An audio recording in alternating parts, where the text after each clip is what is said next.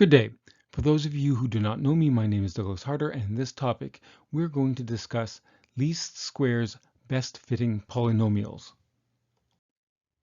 So in this topic, we will describe what we will do when the system of linear equations AU equals V has no exact solution.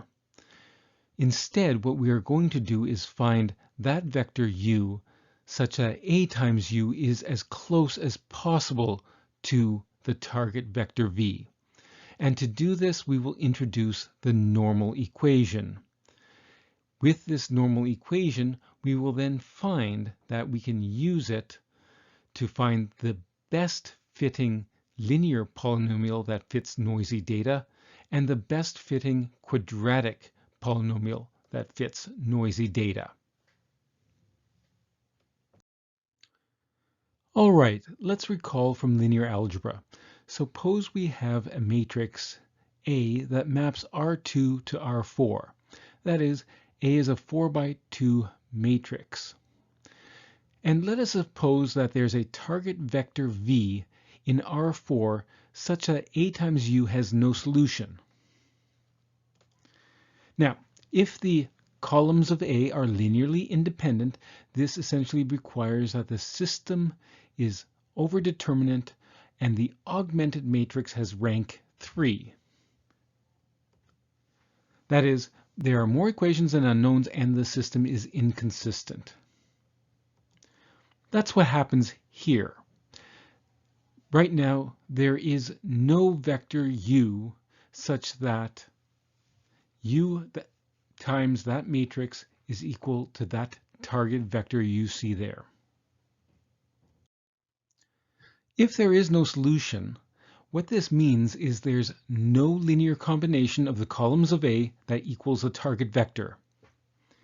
In other words, regardless of the values of u1 and u2, a linear combination of the columns of the matrix A never equal the target vector v on the right-hand side. All right, if no solution exists, what's the next best choice? Well, how about asking what linear combination of the columns of the matrix A comes closest to the vector v? All right, so let's discuss this a little bit more in general. Let A map the vector space U onto the vector space V, and it's a linear map. So usually A is going to map Rn to Rm, and it will be an m by n matrix. Thus, if there is no solution to A times a vector U equaling a target vector V, what we want to do is we want to find that vector u such that the difference between its image and v is minimized. We want A times u to be as close as possible to the target vector v. So what we really need to do is search through all of the domain, that is the vector space u or r to the n, such that A times u gets to be as close as possible to the vector v. Now, consider having a plane. Consider a floor, for example, and you have a point that is not on that plane. What is the point in the plane that is closest to that point that is not on the plane? Well, the location on the plane that is closest to the point in question is the one that forms a line with that point that makes a line that is perpendicular to the plane. All right, so if we have a plane and we have a point off of the plane, we want to find the point on the plane that is as close as possible to the point off the plane, and that is the point such that the line connecting the two is perpendicular to the plane. All right, now Because the range of any linear map is a subspace of the codomain, that means that essentially we want to find a vector u naught such that a times u naught is perpendicular to all vectors in the range of a times u. That is, we want to find something that's perpendicular to the range of the matrix A. Now recall that two vectors are perpendicular if their dot product is 0. Thus, we want to find a vector u naught that satisfies this property. We want to find that vector u naught such that a times that vector u naught minus the vector v forms a vector that is perpendicular to every vector in the range of the matrix A. That is, the difference must be perpendicular to a times u for every single vector in the domain R to the n. Now, recall that by definition, the transpose of a matrix is that matrix such that v dot a times u is equal to a transpose times v dot u. Okay, straightforward enough. So therefore, if we're finding a solution to that first equation, we're also finding a solution to this new equation, a transpose times this difference inner producted with u must be equal to 0 for every single vector u in the domain. But wait a second.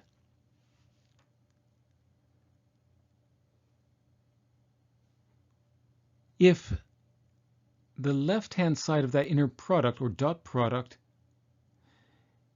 has an inner product that is 0 with every vector in the domain, there's only one vector for which that's true.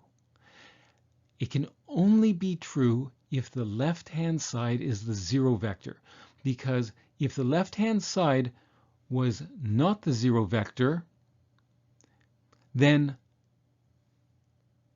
the left-hand side would be a vector that is non-zero and in the domain. And so the inner product of that vector and itself would definitely be non-zero.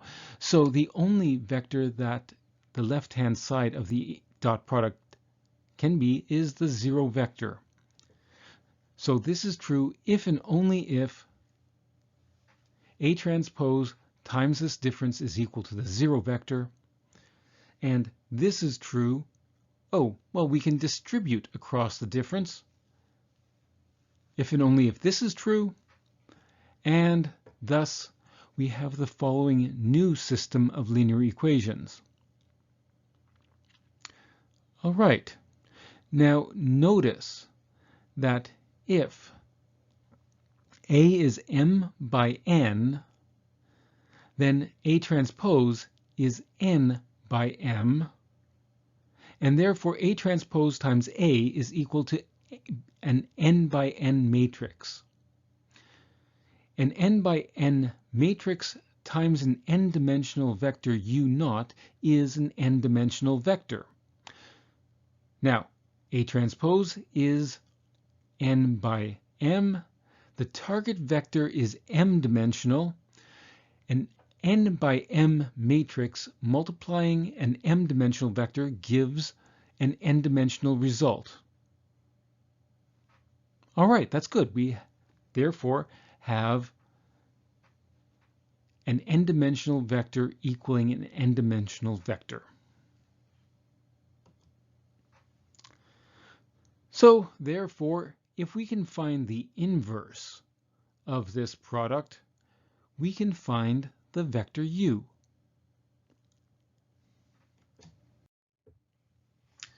Okay, so to summarize, the solution to this equation, and it's also called the normal equation because it finds the point that creates a normal with the range. The solution can sometimes be found by calculating the inverse or solving the system of linear equations. That gives us that vector u0 that minimizes the distance to the vector v. And we're going to see that that vector u0 is unique.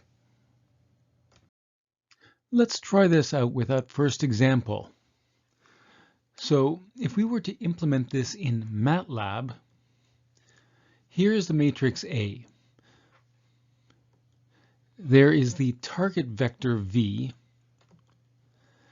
and we want to solve A transpose times A times an unknown vector u is equal to A transpose times v. So essentially we want to solve A transpose times A backslash A transpose times V. This gives us our solution U. All right, so the best linear combination of the two columns of A are approximately 1.47 times the first column minus 0.17 times the second column. So let's see what that solution actually is. All right, that is the solution vector there. So the vector you see here is the linear combination of the columns of A that is closest to that target vector.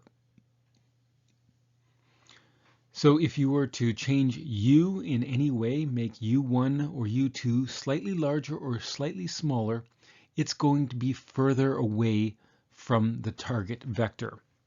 And how far away is A times u from that target vector v?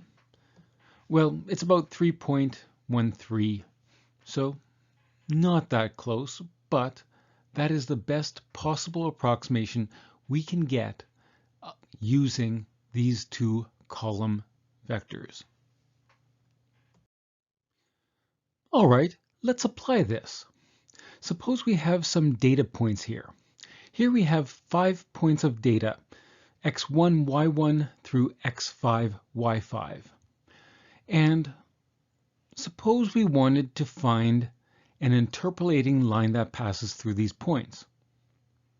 Well, immediately looking at the points, you can see that there is no line that passes through those points. If there were just 2 points, we could easily find the unique interpolating line by solving this system of linear equations. But there are not 2 points, there are 5 points. So instead, we want to find a line such that a1 times x1 plus a0 is equal to y1, a1 times x2 plus a0 is equal to y2, and so on and so forth. But as we can clearly see, there is no such solution. Any line passing through even 2 of those points cannot pass through a third. So instead, let's ask the alternative question. What linear combination of the columns of the Vandermonde matrix comes closest to that target vector y?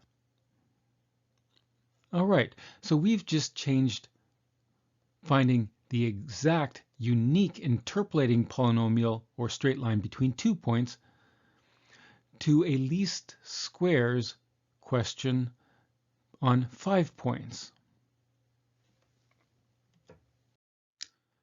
Now we've already seen the solution for solving this. We simply have to, given that matrix A, solve A transpose times A equaling the vector of coefficients equaling A transpose times Y. All right, so A transpose is the matrix on the left. The matrix A is the matrix in the middle, and our vector of coefficients of the polynomial is the vector A1, A0. We want that to be equal to this matrix A transpose times the vector of y values. Now, if you were to multiply out these matrices, you'd see that, and vectors, you would find that the matrix is a 2 by 2 matrix, which has in the first entry the sum of the squares of the x values. On the anti-diagonal, we just have the sum of the x's, and in the entry 2, 2, we just have the sum of n ones, which is just n. Oops. All right, and on the right-hand side, we have the sum of the products of the x values times the corresponding y values, and the sum of the y values. All right, so we can now solve this, and what's nice is that we do get a solution to the coefficients A1 and A0. Basically, we would find a line approximately equal to this one, such that the sum of the squares of the errors is minimized. That is, the distance between each of the y values and the line, all summed up, squared and summed up, is the least possible value. Basically, if I was to draw any other line and calculate the sum of the squares of these errors, it would be greater than the solution to this system of linear equations. Let's try this in Matlab now. We're going to find the least squares best fitting polynomial, or straight line actually, that will pass through a set of points. Here are the 5 vector x values as a column vector, and here are the 5 corresponding y values. Now we can plot the x and y values as red circles, and it will plot the points 1.32 and 2.35, and so on and so forth, up until it plots the point 8.21, 5.53. So plot requires that both vectors have the same number of points. So there are the points. Now, taking a look at this data, you can see that the points are not on a straight line, but they're pretty close, and you might almost be able to visualize the least squares best fitting line that passes closest to all of these points. So let's create the Vandermonde matrix. Now, normally if you passed Vander a 5-dimensional vector, it would create a 5 by 5 matrix. The first column containing all the x values raised to the power 4, the next column containing all the x values raised to the power 3, and so on and so forth, until the last column is all ones. That is, the x values raised to the power 0, where incidentally 0 to the 0 is 1. If you, however, pass it a second argument, an integer, that tells Vander how many columns you want. So in this case, we only want the rightmost columns, the x's raised to the power 1 and the x's raised to the power 0. Let's print the output in format longs just so that we can see the exact value. And let us assign to A the solution to the normal equation. This gives us this vector here.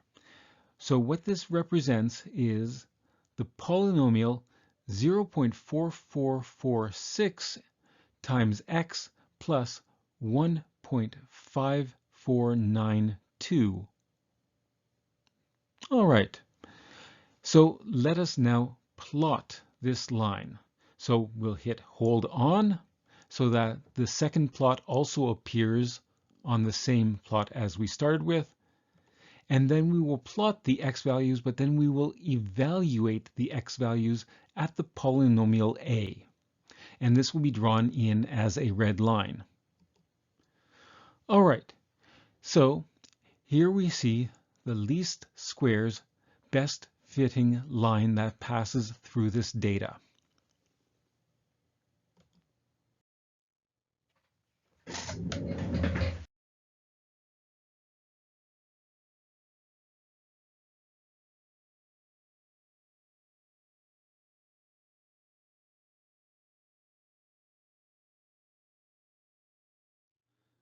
In your calculus course, you learned that the derivative of a function is the slope of that function at a given point. Now, suppose that we have these 2 points here. So we have the value of the function at these 2 points. The slope of the line that interpolates these two should be close to the slope of the function at the point x sub k. So there is our interpolating polynomial, and the slope of this line is given by this expression over here, rise over run. So once again, as before, we just have to solve A transpose times A times the unknown three-dimensional vector of coefficients of the polynomial equals A transpose times Y. So there's the transpose of the matrix times the matrix itself times our vector of coefficients. And that is equal to A transpose times the Y vector. And we can multiply these out. So on the left, we have the product of the transpose of the matrix times the matrix itself, and on the right we have the product of the transpose of the matrix times the Y vector. You'll notice that the matrix on the left is symmetric. So the solution to this system of linear equations is that quadratic polynomial, or more specifically the coefficients of that quadratic polynomial that most closely approximate our points. So it's going to be something that looks approximately like this. Now, this is the quadratic polynomial that minimizes the sum of the squares of the 5 errors. And as you can imagine, because we now have more column vectors, that guarantees that this is going to be closer to the points than the straight line. Let's try this again in Matlab. There's our x values, y values, both column vectors. Let's plot them as red circles. Now we're going to create a Vandermonde matrix that has 3 columns. The x values raised to the power 2, the x values raised to the power 1, and the x values raised to the power 0. I've modified the output slightly just so that it fits on the screen and is a little bit more clear. However, the output in either Matlab or Octave will be equivalent. Let's have format long, and let us solve this system of linear equations, the normal equations. That gives us this polynomial, which is the polynomial 0.04548 times x squared plus 0.02114 times x plus 2.24666. So we can now plot this. But this is a curve, so I don't want to just plot through a polynomial evaluated at 5 points, because that's actually going to look like a very jagged function. Instead, I'm going to create a column vector of values going from 1 to 8.5 in increments of 0.1. This is going to be a very high-dimensional vector, but that's okay, because the only purpose of this vector is to plot those x values and this quadratic evaluated at each of those x values. So if we plot that least squares best fitting quadratic polynomial, we get this curve here, which seems to be a very good approximation.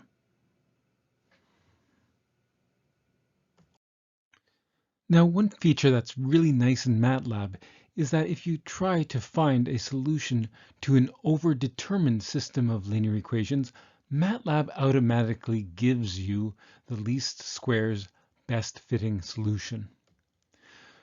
So this is what we entered above.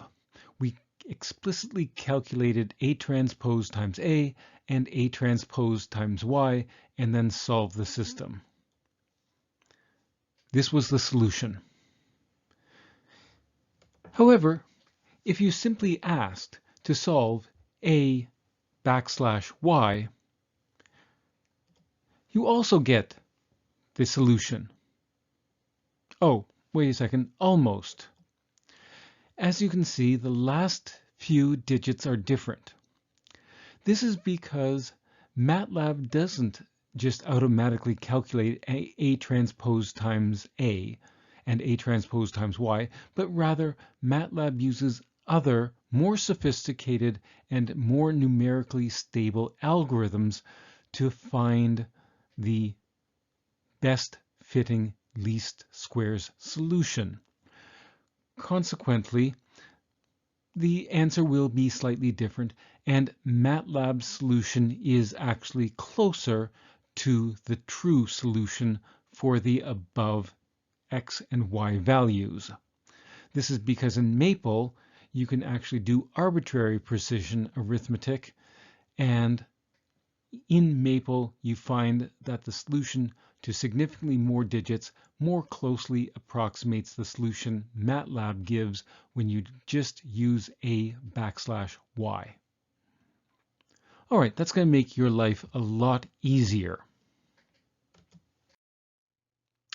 Now, just to show how interesting least squares actually is, let's consider how do we find the best constant polynomial of the form y is equal to a naught that passes through this data?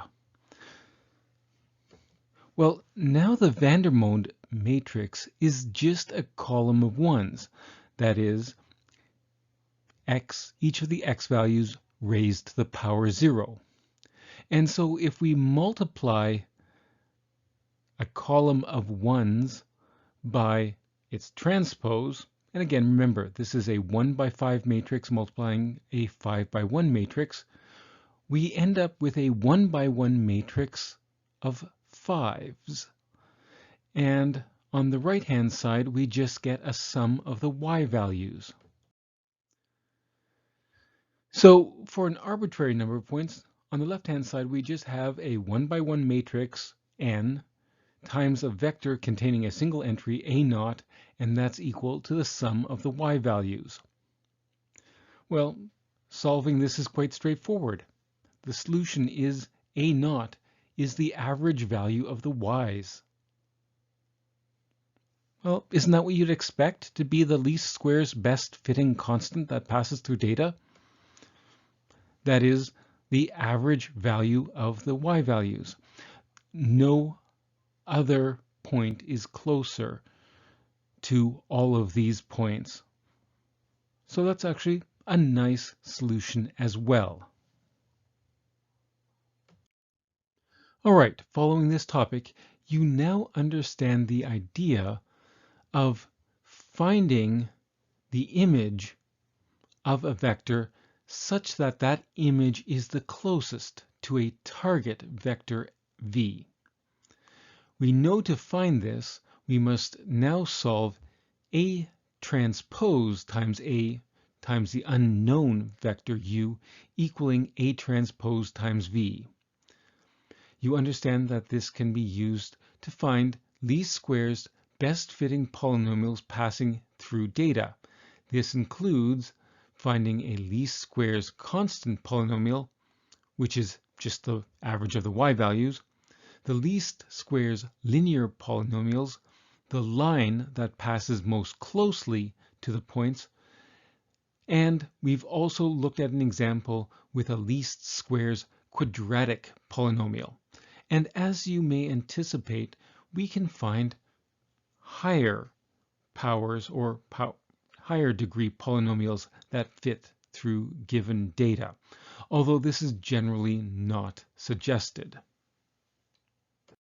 Here are the references, acknowledgements, the colophon, and a disclaimer. Cheers!